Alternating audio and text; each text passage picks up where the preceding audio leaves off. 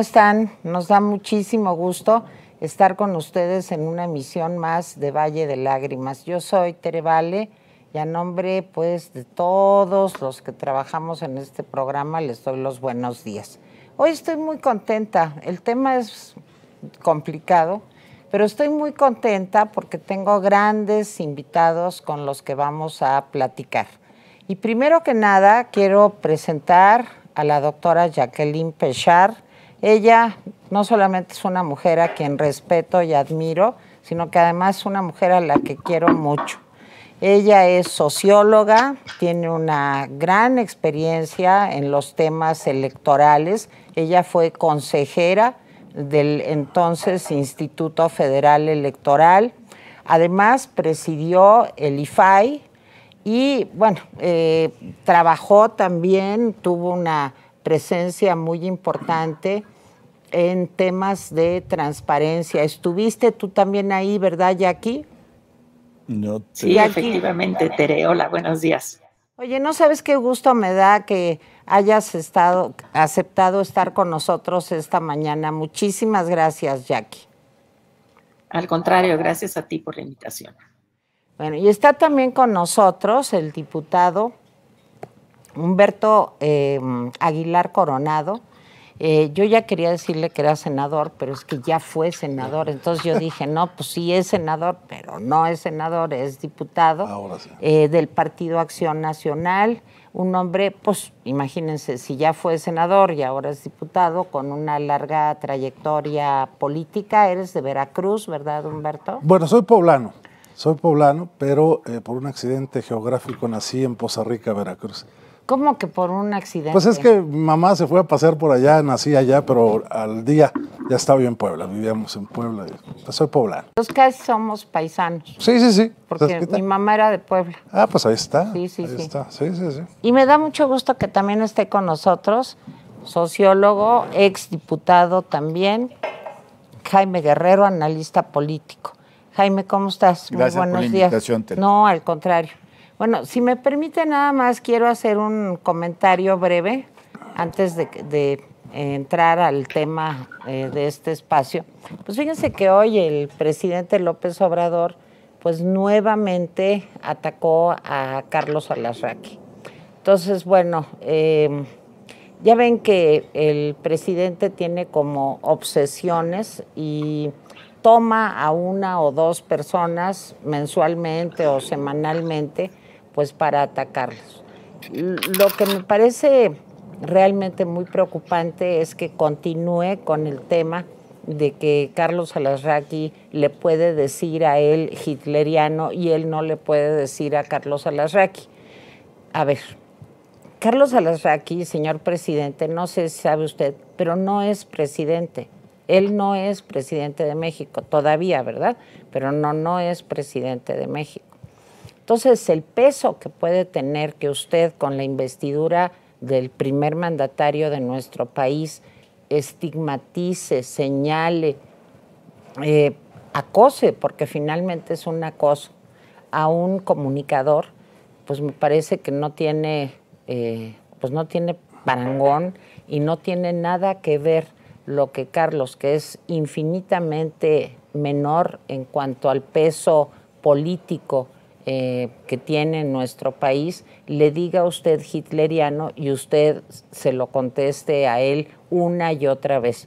Entonces me parece lamentable, como amiga de Carlos y dado que tengo el privilegio de trabajar con él y de conocerlo y de que sea mi amigo hace muchos años, protesto enormemente por esta persistente estigmatización, por este permanente agravio a determinados comunicadores, porque somos traidores a la patria.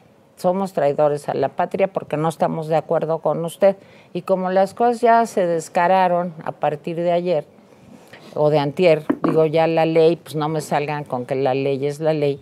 Entonces, pues sí, aquí los que trabajamos en Atypical somos traidores a la patria, aspiracionistas, conservadores, neoliberales, creemos en que hay que cumplir la ley, creemos en el Estado de Derecho y lamentamos profundamente este tipo de exabruptos. Ahora, si los tiene usted con el presidente Biden, pues ¿cómo no los va a tener usted con mi querido amigo Carlos Alarraqui?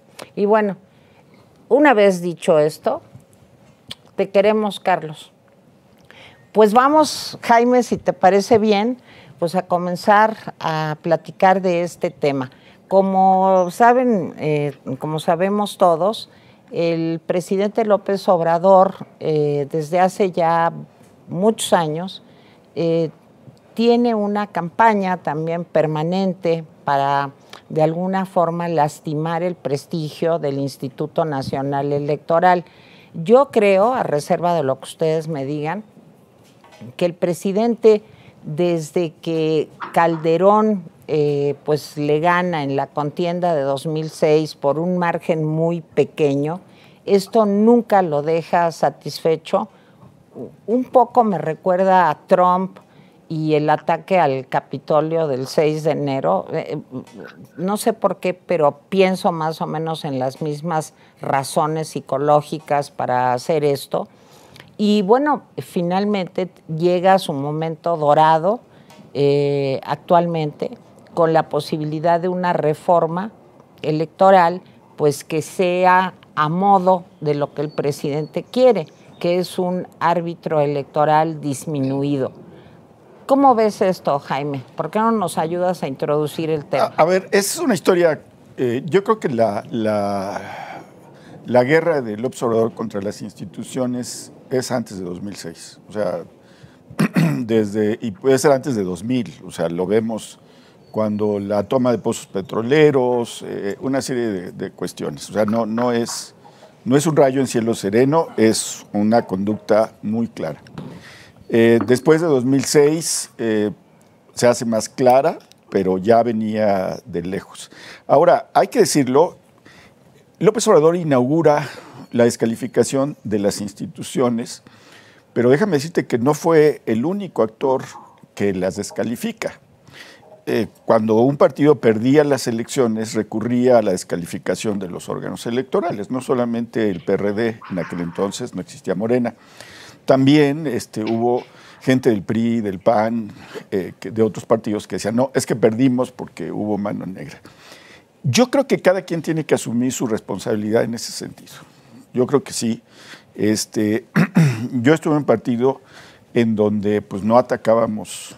He destruido varios partidos, pero digamos que estuve en partidos y yo siempre creí que atacar a las instituciones era algo que no se debía, aunque uno perdiera. ¿Sí? Entonces, esa parte me parece que el gran logro de López Obrador es sembrar una conducta en el que si perdías, descalificabas a las instituciones. Si no se acomodaba, descalificabas a las instituciones. Y ahora los partidos defienden las instituciones porque pues, están, digamos, en otra situación. Yo creo que hubiera sido bueno descubrir la defensa de las instituciones, siempre, pero bueno. Ahora, López Obrador ahora tiene un proyecto muy claro. Yo en la mañana me estaba preguntando, pues no tenemos que discurrir sobre el proyecto del López Obrador. El proyecto del López Obrador es muy claro. O sea, controlar el poder legislativo, tener una gran influencia o controlar el poder judicial, controlar las instituciones autónomas o destruirlas o minimizarlas. Es el proyecto. Lo que yo me pregunto como analista es, ¿qué estamos haciendo para que eso no suceda, ¿no? Y yo cerraría aquí la introducción. Jacqueline Pechard, creo que desde que llegó el presidente, yo diría que es una máquina imparable de destruir instituciones. ¿Tú tienes la misma lectura, Jackie? Yo creo que López Obrador tiene un proyecto efectivamente de concentración de poder a partir de un esquema de polarización de la sociedad. La polarización lo que hace es dividir claramente a quienes son los adeptos de López Obrador y quienes son, digamos, los críticos o los que tienen una posición distinta a López Obrador. Y en ese esquema de polarización encaja justamente su descalificación, desaprobación, incluso el ataque claro y directo a instituciones autónomas, a instituciones que a este país y a nosotros todos nos costó muchísimo trabajo construir. No son instituciones que se crearan de la noche a la mañana, han necesitado de muchos años de acuerdos políticos entre las distintas fuerzas para justamente lograr, en el caso del INE, una institución que fuera confiable, porque si algo hemos padecido en este país es la desconfianza en los actores políticos y la desconfianza en las instituciones. Entonces, lo que construimos con mucho esfuerzo y muchos acuerdos políticos fue efectivamente una institución confiable que lo que nos ha dado es la realización de elecciones, que son elecciones que cumplen los estándares internacionales, son elecciones competidas, son elecciones libres, son elecciones participativas, son elecciones en las que hay elementos de, digamos, de, si no de igualdad, cuando menos de equidad en la contienda, de equidad entre el financiamiento, entre el acceso a los medios de comunicación. Entonces, pretender, como lo quiere ahora el presidente, destruir todo eso que se construyó a lo largo de los últimos 30 años realmente, lo que me parece es querer crear un ambiente de descrédito, de desconfianza en una institución que se ha ganado la confianza de los electores y del público en general, así lo dicen las grandes encuestas, y que en ese terreno de desconfianza y de polarización, quien salga ganando es quien reclame que las elecciones no fueron organizadas limpiamente. Entonces está preparando un terreno para que en caso de que no ganara Morena, entonces pudiera él invocar ese desprestigio del cual ha estado subrayando de la organización electoral, pero sin argumentos, solamente con calificativos que llevan a esta propuesta que tiene ahora el presidente de reforma electoral, que es un proyecto, creo yo, que ni ha tenido ningún tipo de discusión, que ahora quieren que se discuta, pero a partir de un esquema que destruye lo que hemos construido a lo largo de 30 años. Yo siento que el presidente Humberto es algo totalmente subjetivo, pero tenemos pruebas de ello. Es muy persistente, digamos, perseverante. Hablaba hace un momento la doctora Péchard, pues, de esta especie de consultas, de foros abiertos que están proponiendo llevar a cabo, pues, para discutir la reforma electoral. Pero a mí me parece que va a pasar lo mismo que con los foros de la energía eléctrica. Sí, se va a hablar, se va a discutir y finalmente el presidente ahora sí que no le va a mover una coma a lo que él quiere hacer. Claro que ahorita la tiene un poco más difícil si es que el bloque opositor se mantiene. Pero ¿cómo lo ves tú desde el punto de vista de un legislador que lo estás viviendo desde otro poder, digamos? Gracias, Tere. Saludo con mucho gusto a mi amiga Jackie, que tenía rato de no verla, y por supuesto a Jaime. A ver, partamos de un hecho. Llevamos 4 años que en este país no hay posibilidad de acuerdo, no hay búsqueda de consenso, no hay posibilidad de negociar políticamente nada, porque la decisión desde Los Pinos es unipersonal y solo se hace lo que él quiere. Palacio. Sí, claro. Desde Palacio, Los Pinos no. Allá Los Pinos. Era muy poco elegante.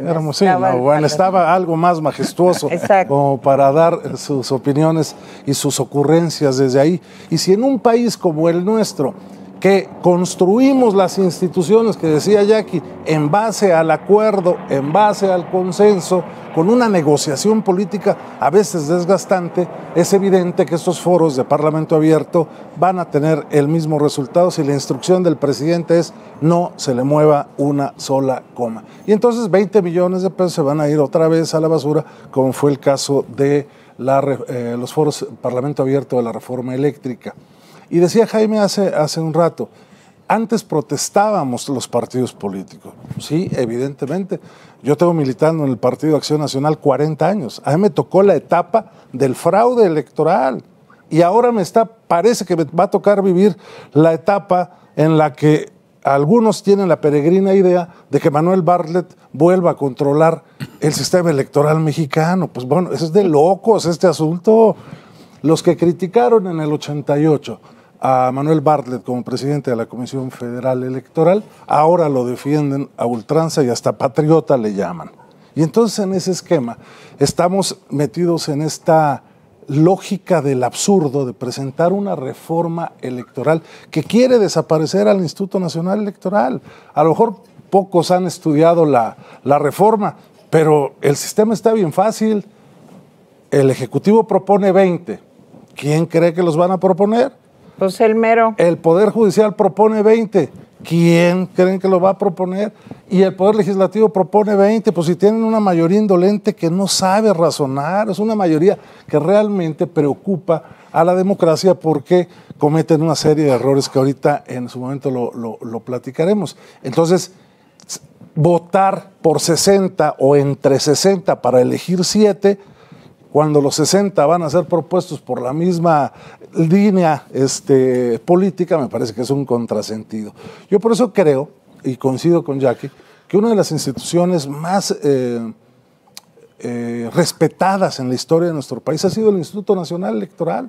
Desde 1990 hasta la fecha nos ha costado muchísimo trabajo, y digo nos ha costado porque yo participé activamente en la integración del Instituto Federal Electoral, en la reforma del 93 para ciudadanizar el órgano electoral, y en las siguientes reformas también, hombre, tratando de llegar hasta donde llegamos ahora. Claro que se necesita hacer cosas para mejorar al Instituto Nacional Electoral, pero eso no quiere decir que, o no quiere representar la desaparición del INE. Por eso yo lo he dicho claro y fuerte.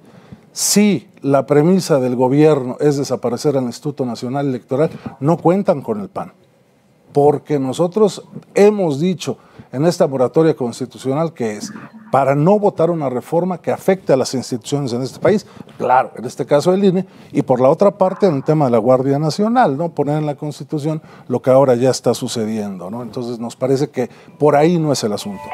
Claro que tenemos propuesta nosotros también para esta reforma electoral. Esperemos que después de 4 años se abra la posibilidad del acuerdo, se negocie políticamente y se busquen los consensos que son necesarios en una democracia.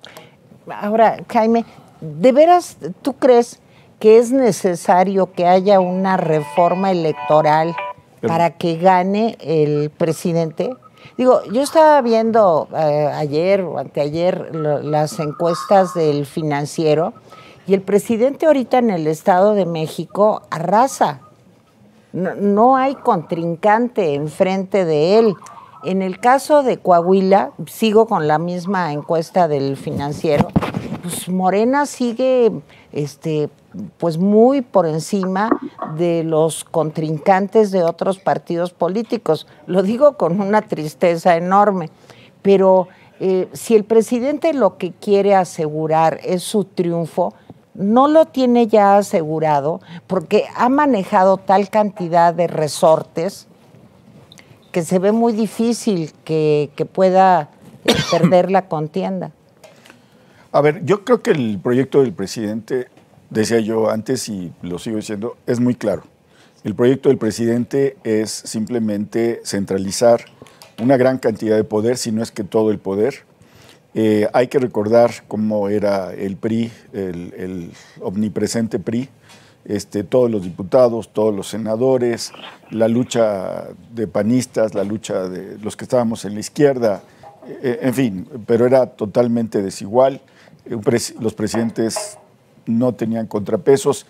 Estamos viviendo esa realidad distinta, es decir, con un presidente todavía con mayor control, con mayor centralización del poder. Eso no está haciendo la destrucción de instituciones con el objeto de ganar, está haciendo la destrucción de instituciones con el objeto de controlar. Pero aquí viene una pregunta más interesante. Decía Jacqueline Pechard, y tiene razón, y decía el diputado también, y tienen razón. Es una de las instituciones más confiables el INE. yo estoy totalmente de acuerdo, las encuestas todas dicen que confiamos. Y lo hemos visto, en 2018 fue impecable, en 2021, y si nos vamos hacia atrás, digamos que desde con altas y bajas, con problemas o no, desde 94 tenemos elecciones confiables. ¿Sí? Ahora, y aquí viene la pregunta, ¿la gente va a salir a defender al INE? Y yo te voy a decir no. O sea, el problema no es que sea confiable en las encuestas.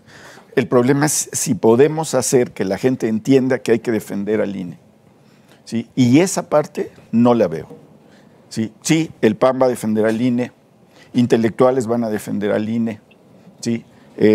Probablemente, bueno, el PRD va a defender al INE, probablemente el PRI va a defender al INE, Movimiento Ciudadano va a defender al INE, pero vamos a poder convencer a la gente que defender al INE es una mejor opción que repartir los dineros entre todos, porque el argumento inicial de Horacio Duarte cuando presentó en la mañanera, ¿sí? Queremos hacer más baratas las elecciones, sí, para repartir el dinero entre más gente. Oye, perdón, si tú le preguntas a casi cualquier persona alejada de la política, y hay millones alejados de la política, oye, ¿qué prefieres? ¿Esto o esto? Te va a decir, no, pues mejor el dinero. Entonces, no hemos sido capaces de convencer a la gente que la inversión en elecciones es necesaria, que la defensa del INE es importante, ¿sí? Que podemos hacer, si tú convocas a una defensa del INE y haces una marcha, pues vamos a ir 40, vamos a ir 400, ¿sí? Pero esa parte es la que me hace ruido. No estamos haciendo contrapeso a esa propuesta. Tenemos en la línea telefónica al doctor José Antonio Crespo. Ustedes lo han leído en el periódico El Universal, lo han escuchado en distintos medios de comunicación, en Radio Fórmula. Y además, José Antonio Crespo es un historiador y un académico pues muy destacado de nuestro país.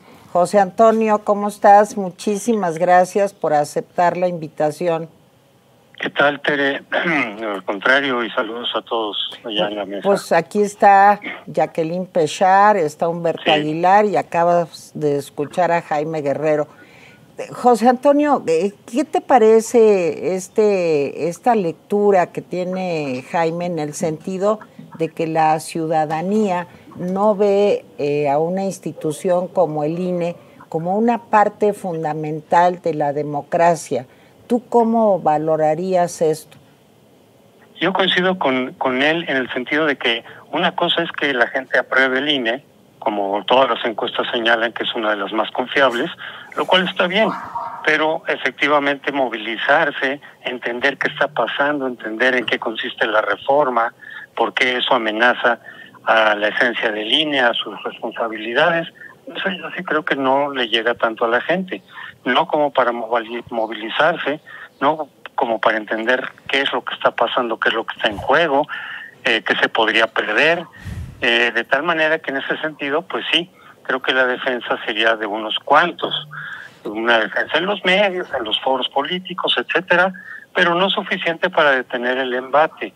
Ahora, desde luego que se complica para el gobierno pasar la reforma constitucional porque no cuenta con la mayoría calificada, salvo que el PRI por alguna razón de pronto se volteara en favor de Morena, entonces sí podría tener esa mayoría. Y aún en el Senado, bueno, también en el Senado, pero si no ocurre eso, no lo van a poder hacer tan sencillamente, y sin embargo pueden ahorcar al INE por el lado presupuestal, que es de lo que estaban hablando.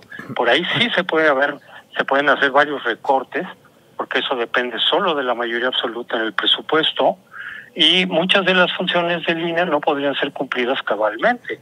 O sea, hay que recordar que el INE no solamente organiza la elección, sino que vigila el despliegue de los medios, de la propaganda, algo muy importante que son los dineros ilícitos que podrían entrar por abajo de la mesa, y cómo gastan los partidos el dinero legal, el dinero público que les corresponde.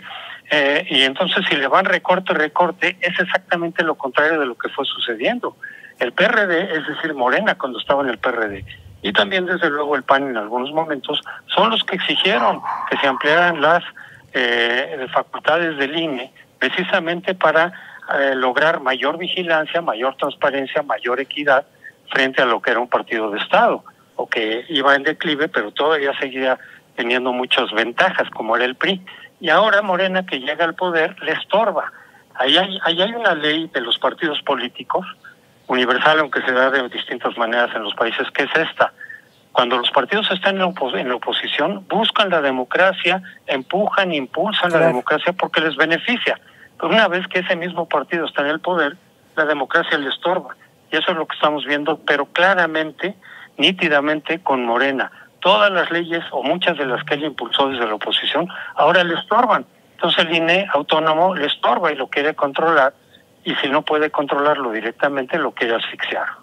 Bueno, ahora, Jackie, hace unos días, quizá una semana y media, escuchábamos al secretario de Gobernación, al señor Adán Augusto López, diciendo que si lo sancionaba el INE, y lo dijo peor aún, que si lo corría el INE por estar haciendo actos anticipados de campaña, como ya se les había advertido a los precandidatos, pues que a él no le importaba, porque de todas maneras los diputados ya iban a correr al INE. ¿Qué certeza podemos tener con una declaración de este tipo, nada menos que del secretario de Gobernación, de que se va a cumplir la ley?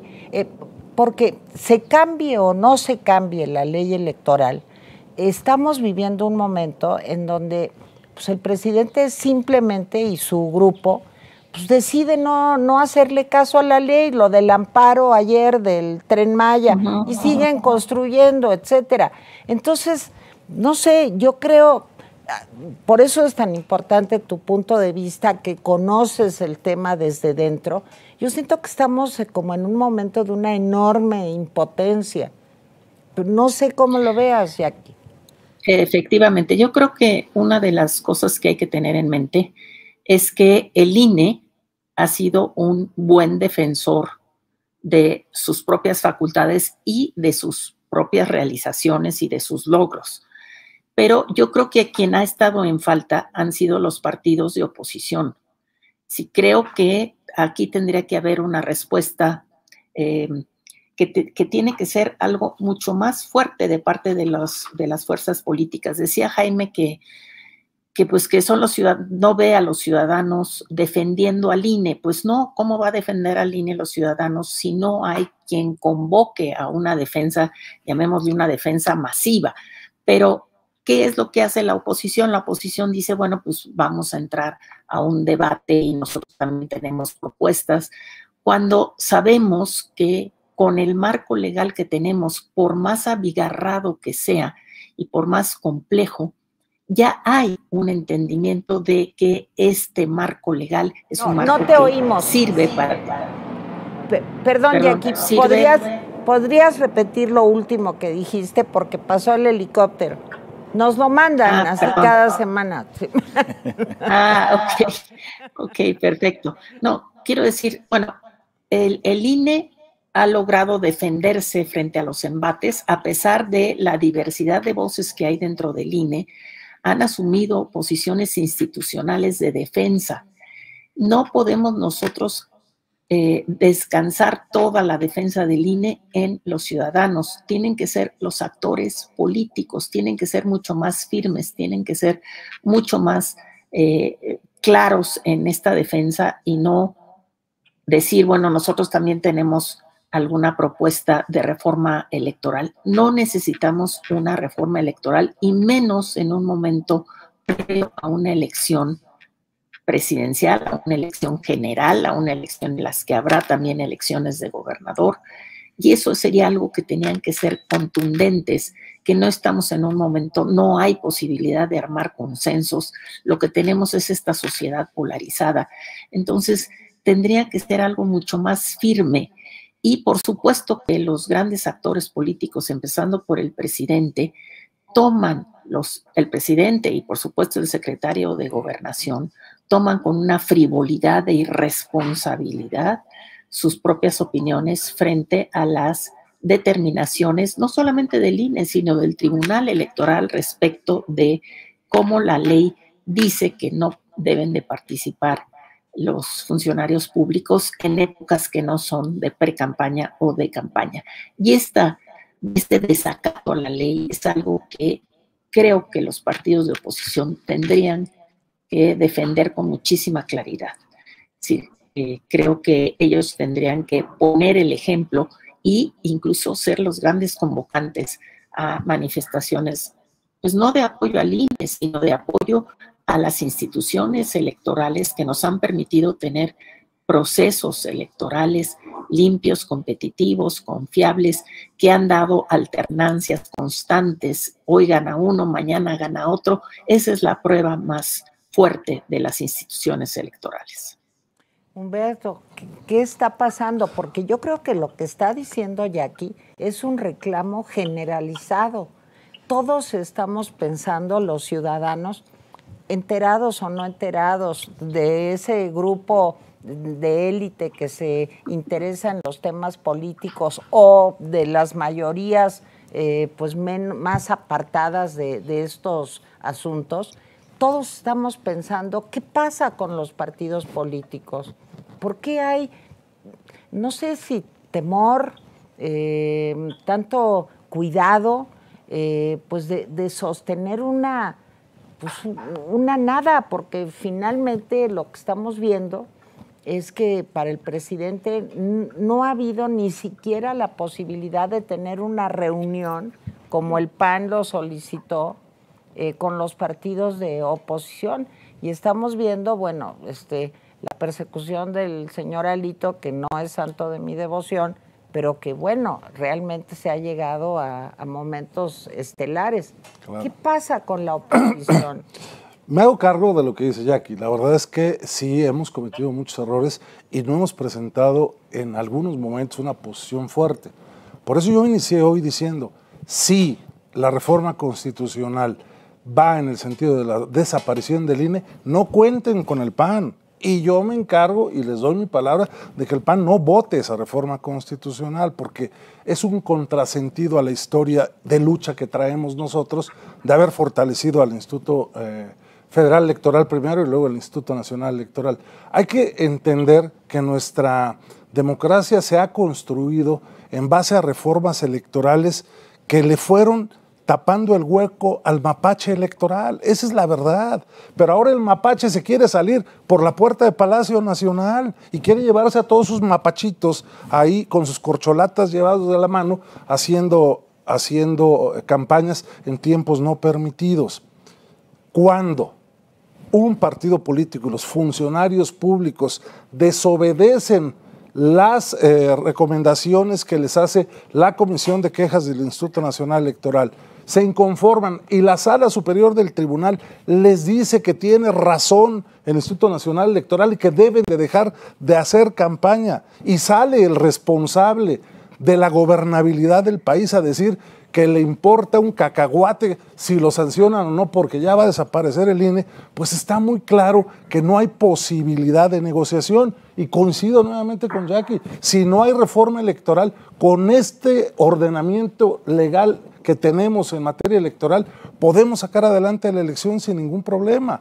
Creo yo que sí debemos avanzar, por ejemplo, en el tema de qué hacer cuando se compruebe que el dinero mal habido, el dinero de la delincuencia organizada, se mete a las campañas electorales, no solamente en los procesos, sino para determinar el resultado. Pero ahí tampoco pasa nada. Digo, ahí está el caso de Pío.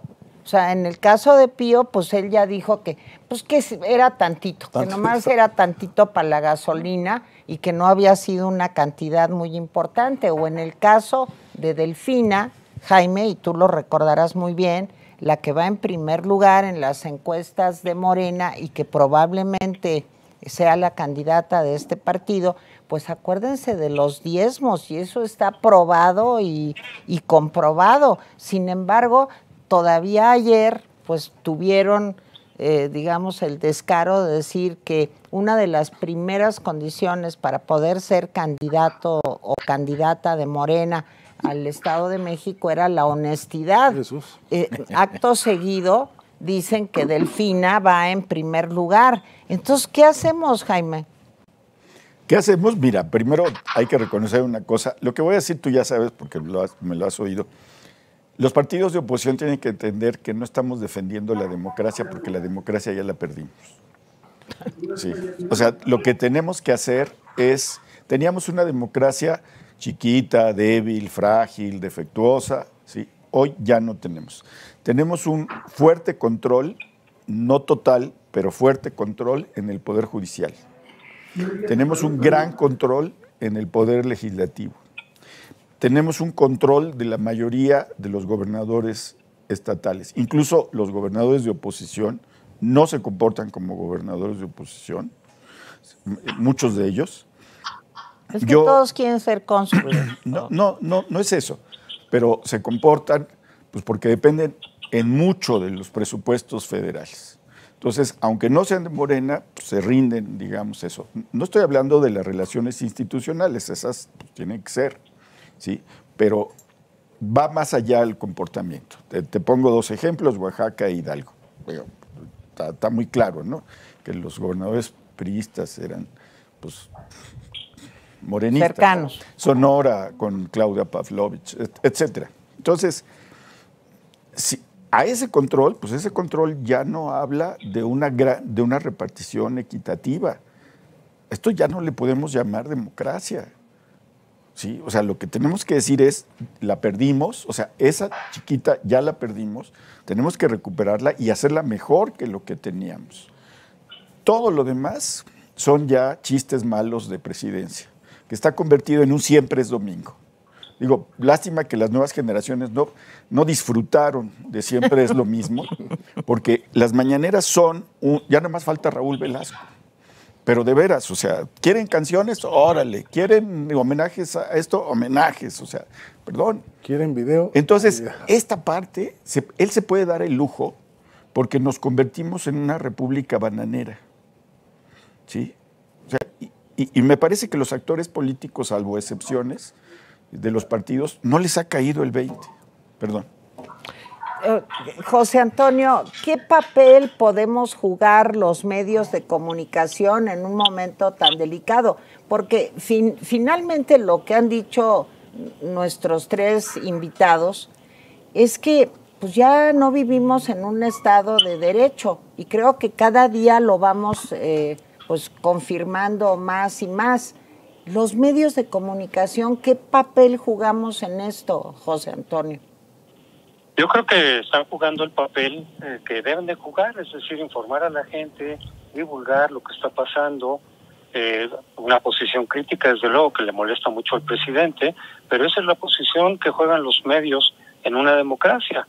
Y claro, tiene que haber pluralidad de medios con distintos puntos de vista, eso es lo que hace la democracia, pero creo que la gran mayoría, a veces con excesos, es cierto, a veces se les pasa una información y no era la adecuada, bueno, pues se tiene que corregir.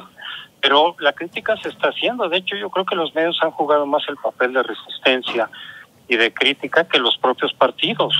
Los partidos de oposición han estado muy callados, quedaron muy pasmados después del 2018.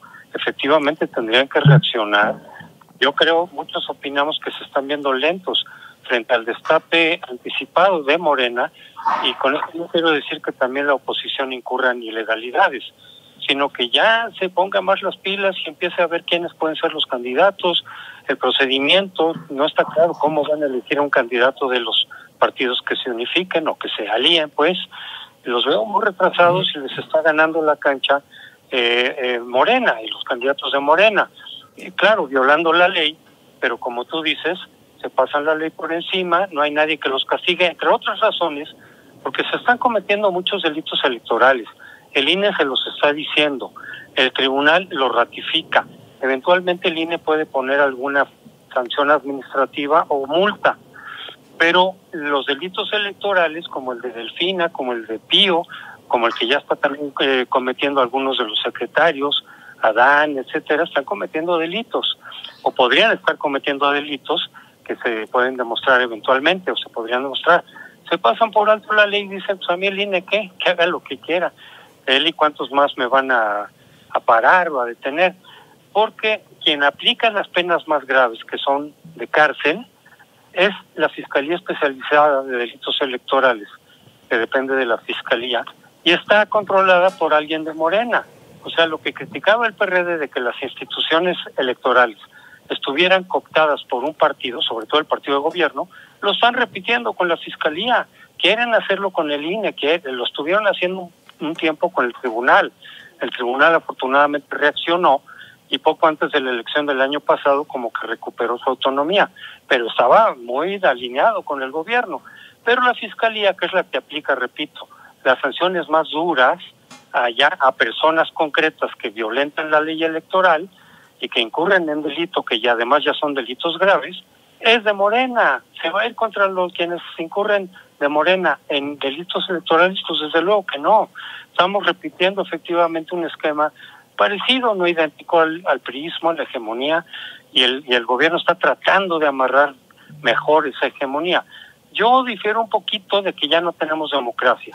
Sí está en riesgo, sí está siendo golpeada, pero precisamente después de 30 años de ir creando esas instituciones autónomas, equilibrios, pues están resistiendo.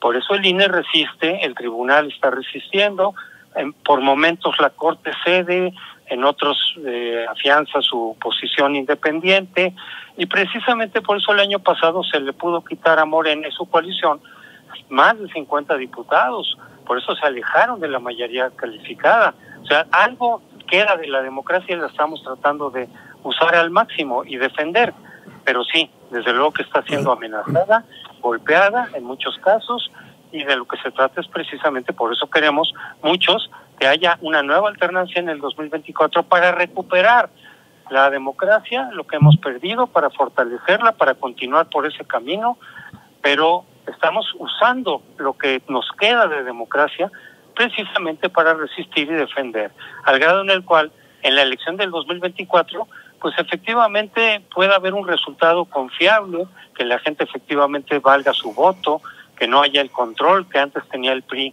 sobre la organización electoral y ahora en manos de Morena, es lo que él quiere, ese partido, por supuesto, de ahí la reforma que está proponiendo.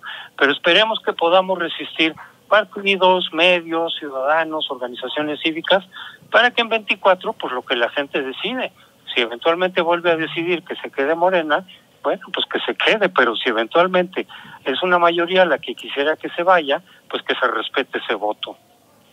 Pero vamos a ver cómo van iba a decir las llamadas porque tuve un flashback al pasado. Ya no hay llamadas, ahora son mensajitos. Sí, ya estoy como volver al futuro. Perfecto, pues estamos muy contentos porque durante el programa una persona, Jerry Mata, se sumó a las membresías Atypical, ya es fan de Atypical oficialmente. Muchísimas gracias, Jerry. Y también ya llegamos a los 775 likes, entonces esperemos que en lo que acaba el programa a ver si podemos llegar a los 1000 likes. Es una manera muy, muy sencilla de apoyar el canal, en la que nos ayuda a llegar a más personas, porque YouTube, cada vez que ustedes les dan like, YouTube lo ve como una recomendación, como que la gente dice que este contenido es relevante y que vale la pena que llegue a más personas y lo recomienda a más personas. Entonces, por favor, ayúdenos con su like, que ya vi que ya estamos en los 800. Y recordarle a las personas que ya pueden ser miembros de Atypical. Aquí abajito en el programa van a ver un link, una liga, le dan clic y ahí van a poder ver detalle a detalle todos los planes que tenemos, el costo, todos los beneficios. Las membresías es una manera de apoyar al canal mes con mes, recibiendo beneficios exclusivos. La verdad es que están súper interesantes. Denle clic ahí para verlos uno por uno. Y bueno, no olviden darle like para que lleguemos a los 1000 likes, suscribirse. Si les sale el botoncito rojo quiere decir que no están suscritos al canal y que tienen que suscribirse para que Atypical les avise cada vez que subimos un nuevo programa o que estamos en vivo. Y pues bueno, también si nos mandan un super chat, que ya nos llegó el primero, es de María Muñoa, que dice: muchas felicidades anticipadas, querida Tere, porque mañana es el cumpleaños de Tere. Muchísimas felicidades. Uy, no digas, pero no digas. Yo ya no debo de cumplir nunca. No, claro que no, Tere.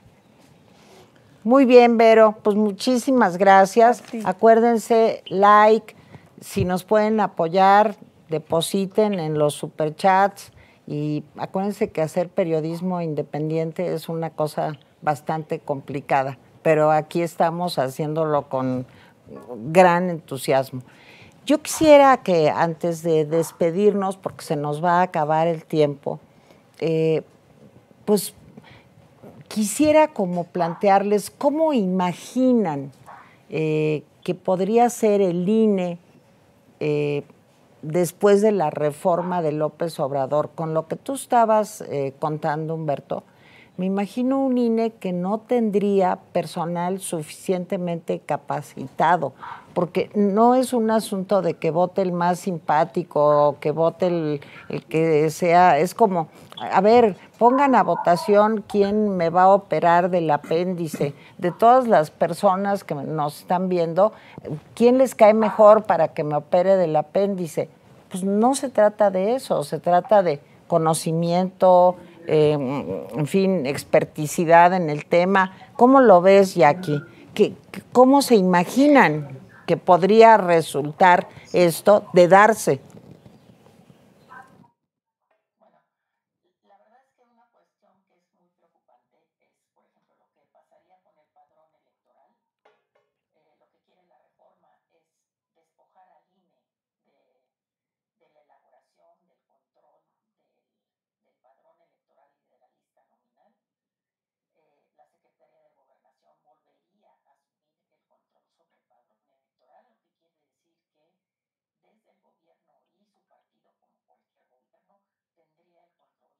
Quedan inscritos en el padrón electoral. Esto es algo muy preocupante, porque si algo hemos logrado es que el padrón electoral sea un padrón confiable, que sea un padrón en el que no existen muertos, que sea un padrón en el que nadie puede votar más de una vez, que hay un control de los propios partidos políticos y de la autoridad autónoma e independiente frente al padrón. Otra cosa que es muy importante y que también a veces se soslaya es el asunto del servicio profesional electoral. Los profesionistas que hacen la elección, que forman las casillas, que cumplen con la ley para el establecimiento de las casillas, para el establecimiento de los funcionarios de casilla, para la selección de estos funcionarios a partir de un sorteo, de una insaculación, se dice. Bueno, todo esto es algo que la reforma de López Obrador quiere eliminar y con el argumento de que es muy costoso. Bueno, pues todo esto lo hemos construido y es algo que ha dado la posibilidad, la profesionalización de los funcionarios y de los servidores públicos del INE es algo que hay que defender a capa y espada, porque efectivamente ahí está el que no estén involucrados con los distintos intereses de las fuerzas políticas. Entonces, ¿qué me imaginaría yo? Me imaginaría pues una institución totalmente subordinada al partido en el gobierno, lo cual la verdad es que es mucho peor de lo que había antes, porque antes, en la época del PRI hegemónico, pues era un partido que no tenía contendientes, realmente no había quien le hiciera una disputa verdadera por el poder. Pero ahora, pues por eso creo que donde tiene que haber una respuesta muy clara y contundente es en los partidos de oposición para que no solamente nos preocupe cómo se nombran a los consejeros electorales, que es una barbaridad hacerla por elección directa, porque no es un concurso de popularidad, sino que de lo que se trata es que sean personas con autonomía y con conocimientos claros de lo que es la materia electoral, que sería una barbaridad, sino todos estos otros elementos que eventualmente el gobierno podría ir por una reforma a la ley secundaria en donde se permitiera, por ejemplo, que los funcionarios públicos sí pudieran hacer campaña, que es algo que les interesa ahora a ellos fuera de los periodos establecidos en la ley. Entonces, cuidado, puede ser un distractor para que pase lo que pasó con el Instituto Electoral de la Ciudad de México, que es efectivamente irse por una reforma a la ley secundaria y entonces desfondar a la institución electoral, no solamente presupuestalmente, que esto es algo que está pendiente, por supuesto, sino también en cuanto a su propia estructura y funciones. Ahora, Humberto, ¿por qué los partidos de oposición, la alianza, en fin, no tienen una propuesta que presentar a la ciudadanía? Siento que siempre van como reaccionando a lo que presenta Morena o el presidente y no se adelantan ustedes, un poco siguiendo lo que decía Jackie, pues porque eso sí permitiría comparar puntos de vista, claro. Tener la posibilidad de encontrar dónde sí, dónde no. Estoy hablando de la ciudadanía. Sí. ¿Qué pasa ahí? Yo parto de esta realidad. Yo creo que estamos viviendo un momento en el que sí tenemos que defender nuestra democracia, pero a toda costa. Y debemos de ir todos, juntos, unidos y en la misma dirección. Y por todos me refiero al PAN, al PRI, al PRD, a Movimiento Ciudadano y a la sociedad civil. Se entienda lo que se entienda como sociedad civil. Puede ser Va por México, puede ser Alternativas por México, puede ser Sí por México, puede ser Todos por México. Y la idea que yo he puesto sobre la mesa en mi partido y con los actores políticos con los que yo me reúno es muy sencilla. Yo creo que estamos en un mes en el que ya debemos cada partido político proponerle a la ciudadanía un par de opciones. Y el PRI que proponga, y yo soy muy práctico, un hombre y una mujer. ¿Quién puede ser? Enrique de la Madrid y Claudia Ruiz Massieu. Está bien. De Movimiento Ciudadano, ¿quién?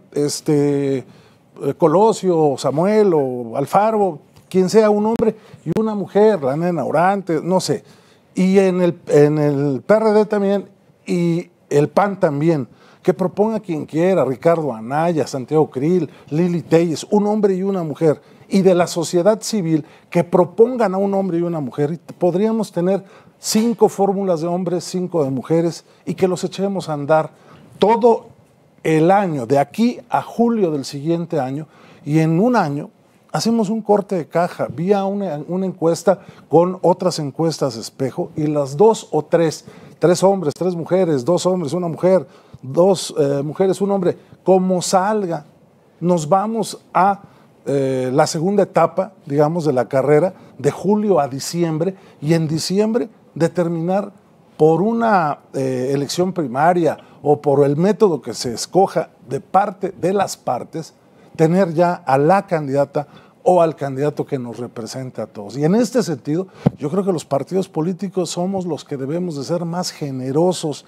en este momento que se nos está exigiendo, porque si el PAN dice no, es que a nosotros nos corresponde la candidatura, va a ser bien difícil construir. O si el PRD, por ejemplo, dice, es que yo quiero que sea el candidato, va a estar muy complicado, porque la política, yo creo que es el arte de conjugar lo deseable con lo posible a partir de lo disponible.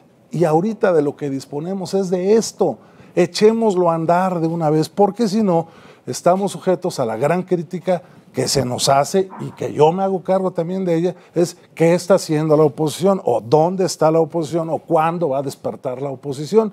Creo que tenemos que dar pasos hacia adelante con este tipo de acciones, porque si nos vamos a esperar a que los partidos políticos determinen por allá de julio o septiembre del siguiente año quién debe ser, olvídenlo, estamos perdidos en el proceso. Yo coincido con Lorenzo Córdoba en su libro de que la democracia no se construyó en un día, pero la democracia sí se puede perder en un día. De hecho, el 18 marcó un hasta aquí de la posibilidad de seguir desarrollándonos democráticamente, y entró un gobierno que no cree en instituciones, no respeta el Estado de Derecho, violenta la ley, y sus funcionarios públicos sacaron lo peor del partido hegemónico del pasado. Muchos de ellos están ahí mismo, ¿no? Yo creo que en esta oportunidad que se nos está presentando, como decía ahorita José Antonio, el 21 le arrebatamos esa mayoría constitucional que tenían en la legislatura pasada, y esto fue motivo porque nos metimos muchos de los que ya no estábamos en política y que regresamos y regresamos a conquistar votos. Digo, pongo el caso, por ejemplo, de Nacho Loyola en Querétaro. yo mismo en Puebla, de verdad estábamos fuera, regresamos para contribuir en algo. Yo creo que muchos que están fuera deben de meterse al proceso y deben de poner todas sus habilidades en beneficio de nuestro país, de la democracia y por supuesto de la defensa de las instituciones. Llámese INE, llámese IFAI, llámese Comisión Nacional de Derechos Humanos, en fin, todas las instituciones que hemos creado durante tanto tiempo debemos salir a defenderlas. Jaime, ¿es posible sin perder democracia tener un INE que nos cueste menos? Sí, definitivamente se pueden hacer reformas. Voy a retomar. Leo en el periódico que el PRD y el PAN están preparando una propuesta de reforma electoral. No sé si lo leí bien, pero eso es lo que leí. Yo estoy de acuerdo con Jacqueline. No es el momento de presentar ninguna reforma electoral. Ese no es el momento. ¿Por qué? Porque entonces vas a entrar a un juego en el que vas a perder. Es el momento de defender a las instituciones. Si quieren, después del 2024, vemos qué hacemos con la... Pero ahorita presentar una reforma electoral de parte de la oposición es dividir a la oposición y es entrar en un desgaste que no. Yo creo que la tarea de la oposición, ¿sí?, lo digo como ciudadano, es no solamente defender en los órganos legislativos, ¿sí?, y en las cúpulas, ¿sí?, a las instituciones, sino sacar la discusión a la calle, sacar la discusión a las organizaciones, a los ciudadanos, etc. Creo que eso es lo que hay que hacer. Defendamos ahorita esto que tenemos, que es bastante poco, ¿sí? Digo, no entraría en la discusión de si hay o no democracia, pero sí creo que ese es el primer deber que hay que hacer. Eso es lo primero. Y lo segundo es, yo creo que no se puede que los partidos de oposición, como está Morena violando la ley, entonces ellos también violen la ley y empiecen a promover candidaturas. Me parece que es un juego desventajoso y que les quitaría, pues se meterían en una bronca ahorita, o sea, empezarían los conflictos antes de cualquier avance. Voy a oírme como si estuviéramos en 1979 y muy reyes-heroliano, pero yo creo que la oposición tiene que ser un proyecto primero y sacar a la calle ese proyecto, decir, miren, estamos haciendo esto, decir cosas tan elementales como, por ejemplo, oigan, esto de la tercera edad va a seguir los apoyos a la tercera edad, pero los vamos a hacer así y así. Este apoyo va a seguir, etcétera. O sea, desde esas cosas básicas hasta las cosas importantes como el rediseño institucional, etcétera. Entonces, son dos tareas diferentes en dos momentos distintos. José Antonio Crespo, esa pedagogía que es necesaria, ¿por dónde empezar? ¿Cómo podemos lograr una estrategia exitosa?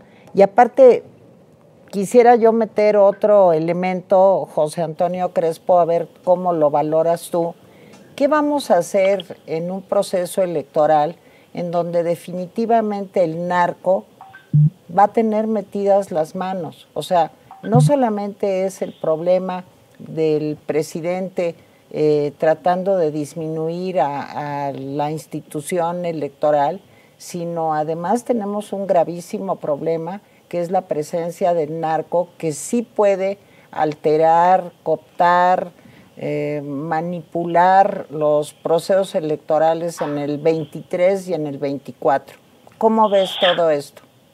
Pues es una cantidad de cosas que son adversas terrible a la democracia y en este caso adversas a la oposición también, porque lo que vimos el año pasado es que ahí donde intervino en mayor medida el narco, ya directamente en la elección, porque antes era nada más pues quitar candidatos, amenazarlos, cambiarlos, pero ya con el propio proceso donde intervienen en alguna medida en algunos casos, en algunas regiones, que justamente el favorecido fue Morena, y por eso pues no puede uno dejar de sospechar que hay algún tipo de vínculo, porque si no, ¿a quién estarían favoreciendo los narcos al participar en la elección? Claro, a candidatos con los que hayan llegado a algún acuerdo o los que ellos se están metiendo por abajo de la mesa, es posible, pero resulta que quien ganó en esas elecciones fue Morena, e incluso ya personajes más vinculados, como lo fue en su momento Abarca, que fue apoyado por López Obrador como candidato de Iguala. Pues ahora también tenemos el caso de San Luis, donde alguien no que tenga acuerdos con el narco, sino que es parte del crimen organizado de San Luis, es gobernador, y con el apoyo de Morena y del Partido Verde, su aliado. Sí, claro que es un problemón ese, que no sé si además el gobierno no quiere pues enfrentar directamente al narco, y probablemente pues sí algún tipo de acuerdo para que intervengan en favor de Morena, como lo vimos. Pues es muy difícil para la ciudadanía enfrentar todo eso al mismo tiempo. Por lo mismo, insisto yo también en que la oposición tiene que tomar medidas fuertes, eficaces, para tratar de contrarrestar todas esas desventajas. Yo sí coincido en que ya la oposición tendría que presentar algunos de los perfiles para eventualmente ya decidirlos cuando corresponda, pero que la gente los vea, los conozca.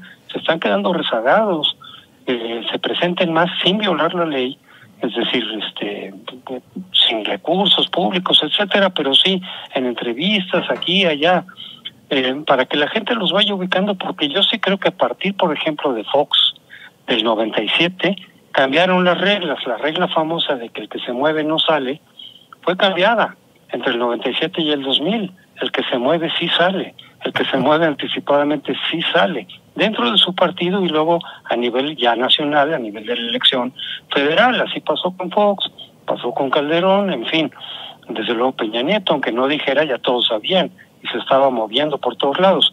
Y bueno, y no se diga López Obrador, que llevaba 12 años de campaña o más. Entonces sí, aquí el quien se está moviendo antes es Morena, con sus precandidatos, violando la ley, que no le importa, porque nadie lo va a sancionar, pero se está adelantando fuertemente, y si la oposición se queda rezagada, no va a dar tiempo. Yo coincido en eso. No va a dar tiempo. Desde luego que es importante que haya un proyecto que se presente alternativo, en fin, pero si los precandidatos no se mueven más, no son más conocidos, o se maneja el nombre como de Colosio, pero Colosio dice que no quiere, tiene sus razones. Entonces, de los viables tienen que ya moverse, tienen que presentarse, tienen que hablar, estar en los medios, en fin, porque si no, simplemente toda la atención se queda, como lo estamos viendo ahora, en los precandidatos de Morena, y eso les da reconocimiento de nombre, por supuesto, que todos los encuestadores saben que eso está vinculado con la intención de voto. Se está quedando rezagada la oposición, y así no va a haber manera de tener una opción real para el 24. Muy bien, pues José Antonio Crespo, de verdad te agradecemos muchísimo que hayas estado con nosotros el día de hoy. Muchas gracias, José Con mucho Antonio. gusto, Tere, y saludos a todos los colegas. Muchas gracias, un abrazo.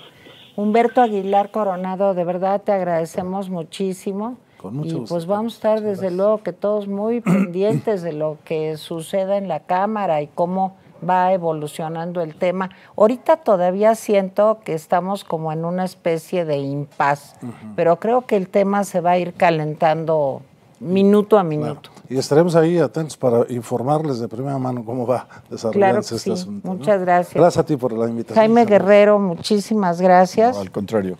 Y Gracias. la doctora Jacqueline Pechar, ¿sí estás por ahí, Jackie? Jackie, muchísimas gracias por habernos acompañado, y pues tenemos que seguir en esta batalla y hablando de estos temas y tratando de hacer esa estrategia de comunicación que ayude a una mayor participación ciudadana, y también, como tú has insistido mucho el día de hoy, de los partidos de oposición. Muchas gracias, Jackie. Al contrario. Gracias. Bueno, pues nos despedimos. Gracias a ustedes. Vero, ya vamos a terminar el programa para que vean una cosa bonita. Y ahí está Vero. No piensen en los problemas que tenemos en la vida, ¿verdad? Pues para agradecerles a todas las personas que ya llegamos a más de 1000 likes, muchísimas gracias. También tenemos un par de mensajes más. Tenemos un mensaje del superchat de Klaus García Richard, nos da 100 pesos, muchísimas gracias. Y nos dice, feliz cumpleaños, querida Tere, un granito de arena para el periodismo independiente. Muchas gracias. Y también se unió otro nuevo miembro ahorita, es Mariano Latapí. Muchísimas gracias, bienvenido a las membresías Atypical, vas a recibir muchos beneficios exclusivos. Muchísimas gracias, Mariano. Gracias, Vero. Gracias, Tere. Gracias a todos, muchas gracias. Gracias a todo el staff, gracias. Muchas gracias. Eso. Bravo. Gracias.